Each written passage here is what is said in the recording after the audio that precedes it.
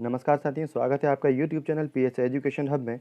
और आज हम जो निष्ठा प्रशिक्षण का कोर्स 3 मॉड्यूल 3 है उसके बारे में जानेंगे, जो कि विद्यालय में स्वास्थ्य और कल्याण। और ये मॉड्यूल जो है हमें भेजा है उमरिया के जो शिक्षक हैं श्री प्रदीप त्रिपाठी, उन्होंने यह हमें मॉड्यूल भेजा है और बहुत ही अच्छे तरीके से जो है वो शिक्षक डायरी बनाते हैं।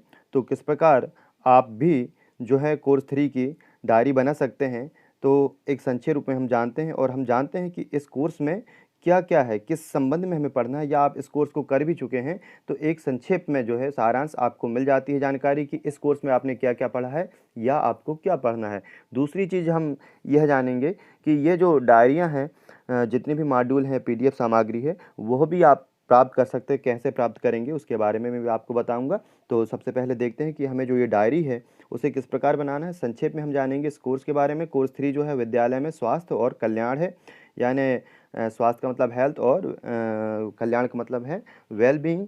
तो सबसे ज़रूरी होता है विद्यालय में कि जो बच्चे हैं वो एकदम हेल्दी रहें और उनका भी जो है वो कल्याण हो। इस प्रकार हम आगे बढ़ेंगे और इसके उद्देश्य कोर्स के सबसे पहले यह है कि स्वास्थ्य एवं कल्याण की अवधारणा, और दूसरा है शारीरिक विकास, तीसरा है भावनात्मक कल्याण एवं मानसिक स्वास्थ्य के महत्व का विकास करना, चौथा है स्वस्थ खाने की आदतें एवं स्वच्छता। ये मेन चीज़ है कि यदि बच्चा जो है वो स्वस्थ खाने की आदत उसमें होगी और बच्चे बीमार कम होंगे। फिर है बच्चों के बीच स्वस्थ मनोदृष्टि और व्यवहार को बढ़ावा देने के लिए उपयुक्त शैक्षणिक प्रक्रियाएं। अगला है पर्यावरणीय शिक्षा, सामाजिक विज्ञान, विज्ञान, गणित, भाषा जैसे पाठ्यक्रम में सीखने के परिणाम को कैसे पाएं। अगला है स्वास्थ्य व कल्याण के सीखने के प्रतिफल को विकसित करना। और लास्ट जो है वो इंटरनेट व गैजेट्स के सुरक्षित उपयोग को समझना। ये सारी चीज़ें महत्वपूर्ण है बच्चों के लिए। सबसे पहले हम देखेंगे स्वास्थ्य एवं कल्याण की अवधारणा। तो व्यक्ति के जीवन में स्वास्थ्य की गुणवत्ता अच्छी होनी चाहिए, काफ़ी ज़रूरी है। इस कोरोना में स्वास्थ्य पर ध्यान रखना बहुत ज़रूरी है, इसका एहसास होता है। स्वास्थ्य पर मानसिक, भावनात्मक, सामाजिक विचारों, व्यवहारों का भी बुरा प्रभाव पड़ता है। इस प्रकार हम यहाँ पर संक्षेप में इसको लिख सकते हैं भारत की जनसंख्या के बारे में कि कुल 39% जो है वो बच्चों की है, जिसमें से 47 करोड़ बच्चे 18 वर्ष से कम हैं। यहाँ पर ये नोट करने वाली बात है जिसको हम नोट करके और याद रख सकते हैं। फिर हम चलेंगे कि योग व्यायाम से न केवल शारीरिक बल्कि मानसिक एवं भावनात्मक विकास भी होता है। मेन चीज़ हम इसमें देखेंगे कि ये जो रोज़मर्रा की ज़िंदगी है, जो रोज़मर्रा हम की ज़िंदगी में हम हिंसा है, दुर्व्यवहार है, यौन उत्पीड़न, भावनात्मक हिंसा, दंड है, धमकाना का सामना जो करते हैं, चाहे बच्चे हों चाहे जो भी हों, तो उसका सामना किस प्रकार करें।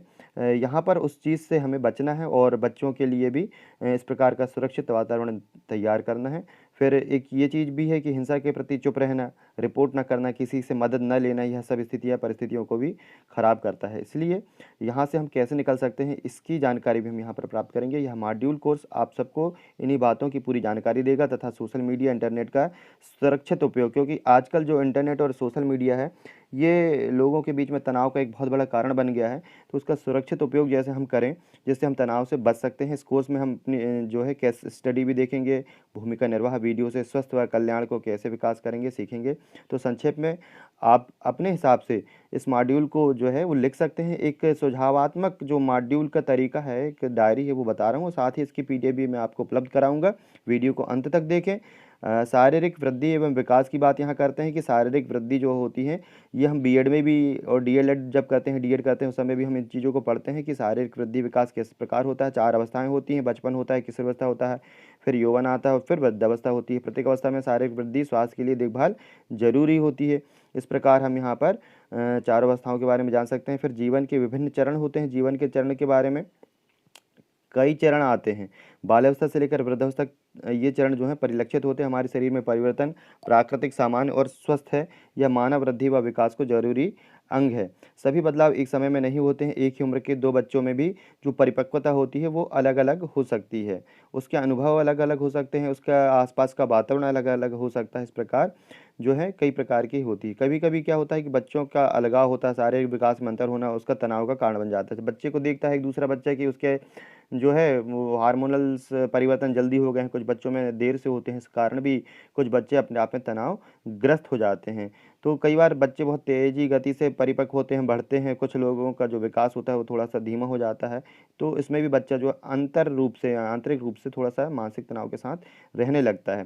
फिर वृद्धि के साथ कई रूढ़िवादिता जुड़ी हुई होती है, जिसे चर्चा से दूर किया जा सकता है। यानी बच्चों से चर्चा करना बहुत ज़रूरी है, उनको सही गाइडेंस देना बहुत ज़रूरी है। फिर गलत धारणा एक ऐसी है कि शारीरिक विकास से संबंधित गलत धारणा उत्पन्न हो जाती हैं, जैसे कि केस स्टडी में बतलाया गया है, उसमें बच्चों की वृद्धि व विकास पर अध्ययन या विचार करने को कहा गया है। केस स्टडी कई प्रकार की होती है। केस स्टडी का मतलब ये होता है कि हम किसी एक समस्या को खोज लेते हैं और हम देखते हैं बच्चे के अंदर कोई समस्या है, उसके ऊपर हम स्टडी करते हैं। यह स्टडी केस स्टडी के बारे में हम बीएड में बहुत अच्छे तरीके से जानकारी मिलती है कि बच्चे यदि कोई नहीं पढ़ रहा है तो उसका बैकग्राउंड क्या है, किस सामाजिक स्थिति से आया है, उसकी आर्थिक परिवार की आर्थिक स्थिति क्या है। इस प्रकार हम देखते हैं कि वहाँ पर हम एक केस स्टडी तैयार करते हैं, उसका जो भी चरण होते हैं वह पालन करते हैं। यहाँ पर भी हम एक केस स्टडी देखेंगे बच्चे के स्वास्थ्य के बारे में कि दो दोस्त राकेश एवं मिहिर अपने घर जा रहे थे, तभी राकेश मिहिर को यह कह कर के चिढ़ाने लगता है कि तुम लड़की की तरह बोलते हो, तुम्हारे ऊपर के होंठ पर एक भी बाल नहीं है, मुझे देखो मेरा चेहरा जो है मर्दाना है और मेरी आवाज़ भी बुलंद है। इतना कहते ही मिहिर जो है शर्मिंदा हो जाता है। तब उसे अपनी माँ की याद आती है कि वह उसे प्यारा लड़का कहती है।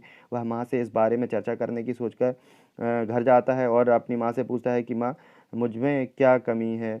तो इस प्रकार की जो केस स्टडी है वो बच्चों से हम चर्चा करके और एक केस स्टडी तैयार कर सकते हैं। चर्चा का प्रश्न क्या है कि एक ही उम्र के होने के बावजूद दोनों अलग क्यों हैं? क्या मिहिर में कुछ गड़बड़ है? क्यों? और मिहिर अपने बारे में कैसा महसूस करता होगा? मिहिर की माँ ने उसे क्या जवाब दिया होगा? यहाँ चर्चा के प्रश्न हम कर सकते हैं। बच्चों में परिवर्तन, लड़के व लड़कियों में कुछ परिवर्तन एक समान होते हैं, जबकि कुछ परिवर्तन विशिष्ट और असमान होते हैं। यहाँ पर हम इसके बारे में लिख सकते हैं। फिर शारीरिक स्वास्थ्य के बारे में, हमारे शरीर का स्वस्थ फिट रहना चाहिए। शारीरिक स्वास्थ्य के बेहतर होने के लक्षण हैं। इसके साथ-साथ हमारे शरीर का वजन, ऊँचाई, वृद्धि, विकास भावनात्मक रूप से मजबूत होना चाहिए।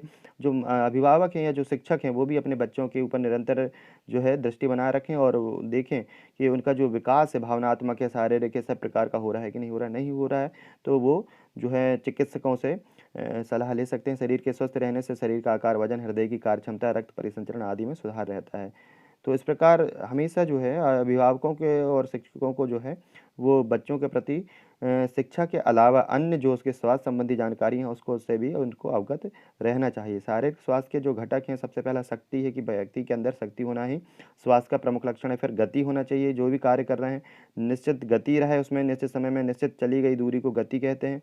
धैर्य होना चाहिए, उसके अंदर लचीलापन भी होना चाहिए, भावनाओं में भी लचीलापन होना चाहिए, सरलता होना चाहिए और शारीरिक गतिविधियों को इतनी सरलता से करने की क्षमता जो है वो उसकी लचीलापन होता है। सिर व रीढ़ के जो अभ्यास होते हैं उससे उसको विकसित किया जा सकता है। चपलता या तीव्रता से हिलने डुलने वाले शारीरिक गतिविधियाँ होती हैं, कुछ क्षमताएं जो होती हैं एक्सरसाइज ऐसी होती हैं जिनमें चपलता होना जरूरी है, जैसे फुर्ती है।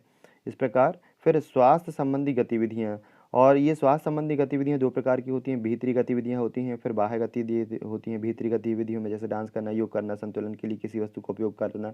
बाह्य गतिविधियों में जैसे सीढ़ी चढ़ना, कूदना, रेंगना, चलना, दौड़ना, जिग-जैग दौड़ना इत्यादि। तो ये है अच्छा आसन फिर बैठने के लिए। इस प्रकार ये बहुत अच्छे चित्र बनाए हैं कि किस प्रकार का आसन बैठने के लिए होना चाहिए। कभी भी जो है वो स्ट्रेट बैठना चाहिए, रीढ़ की हड्डी जो वो सीधी रहे। सामान उठाते समय किस चीज़ों का ध्यान रखना चाहिए, किस प्रकार सामान उठाएं, इस प्रकार के जो आसन है कि यहाँ पर जो राइट का निशान लग रहा है वो सही है और जो जिस पे क्रॉस लगा हुआ है उस प्रकार कोई काम नहीं करना चाहिए। इस प्रकार फिर हमारे गलत तरीके से बैठने उठने सोने पर गर्दन या पीठ में लंबे समय तक के दर्द हो सकता है। इस प्रकार हमें किस प्रकार है, फिर साथ में यहाँ पर योगासन के बारे में है कि भुजंगासन क्या है और सिर पर बुक को संतुलित करके चलें। इस प्रकार कुछ आसनों के बारे में हम यहाँ पर जानेंगे। समग्र स्वास्थ्य के लिए योग, और योग जो है वो तो सभी चीज़ों के लिए ज़रूरी है और मानसिक शारीरिक स्वास्थ्य के लिए योग एक बहुत ही आवश्यक चीज़ है।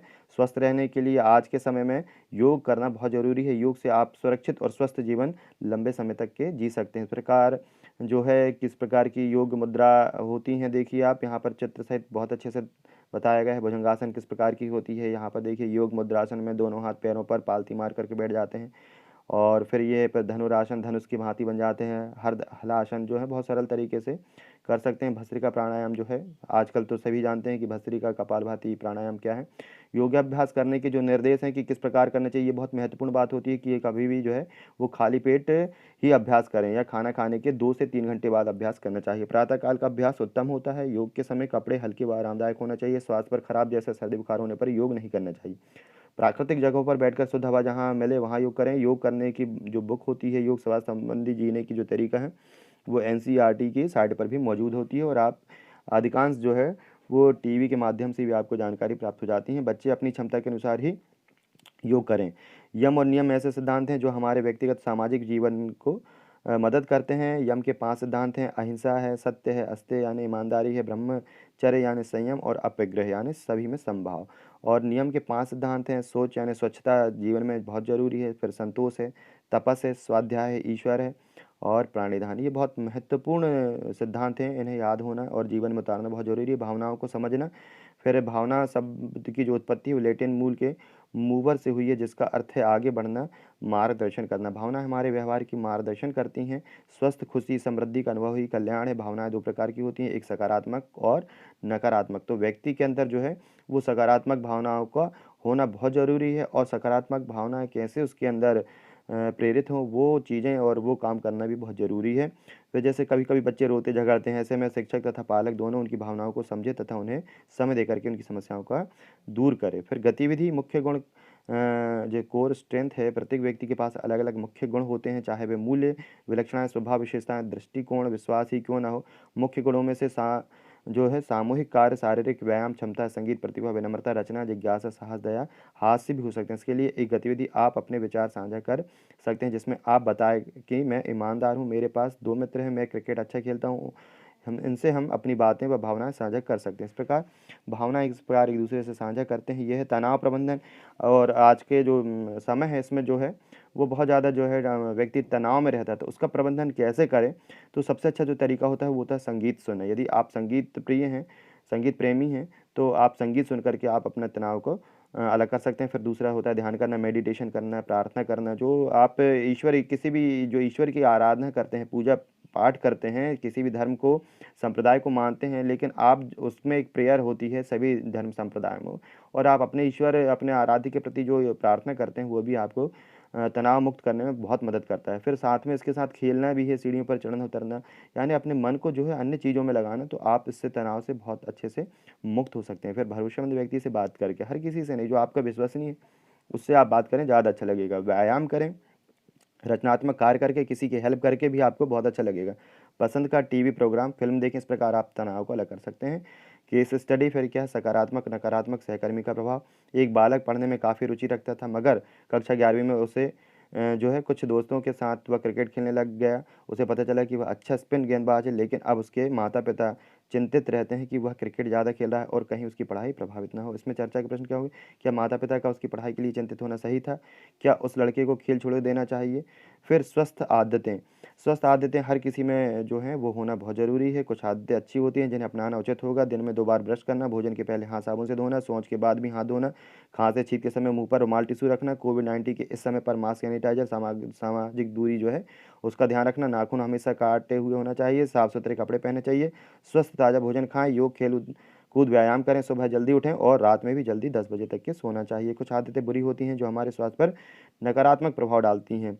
सबसे पहला है कि नाक व मुंह में उंगली डालते रहना। कुछ लोगों की और बच्चों की आदत होती है कि वो हमेशा नाक या मुंह में उंगली डाले रहते हैं, इससे बीमारी आती है। कान में नुकीली चीज़ें नहीं डालना चाहिए।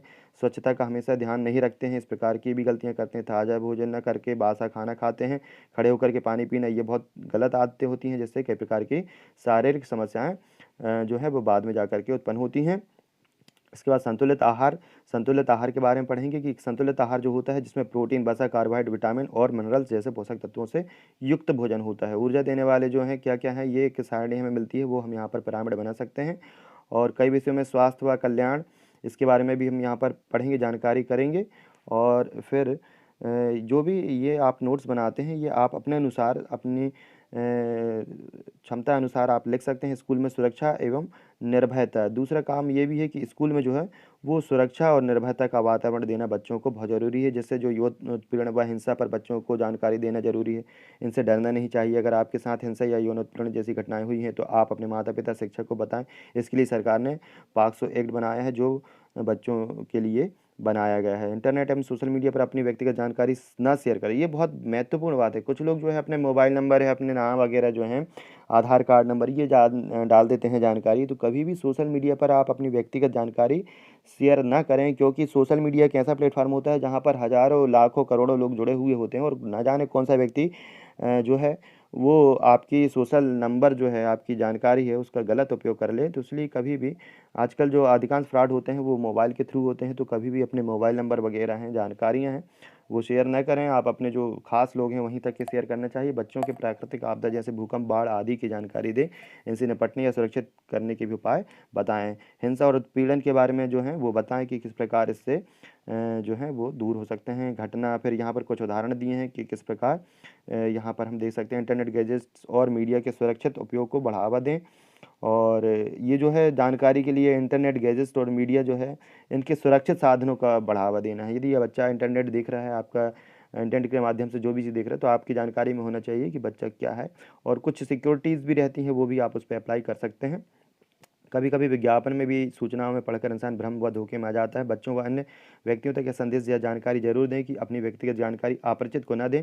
पूरे समय इंटरनेट का इस्तेमाल न करें। लुभावने विज्ञापनों के झांसे में ना आए, जैसे शरीर को मोटा लंबा आदि बनाने वाले जो विज्ञापन होते हैं। इंटरनेट मीडिया का यूज़ कम करके हम घर पर समाचार पत्र पढ़कर, रेडियो सुन करके, खेल, व्यायाम, पढ़ाई का कार्य करें।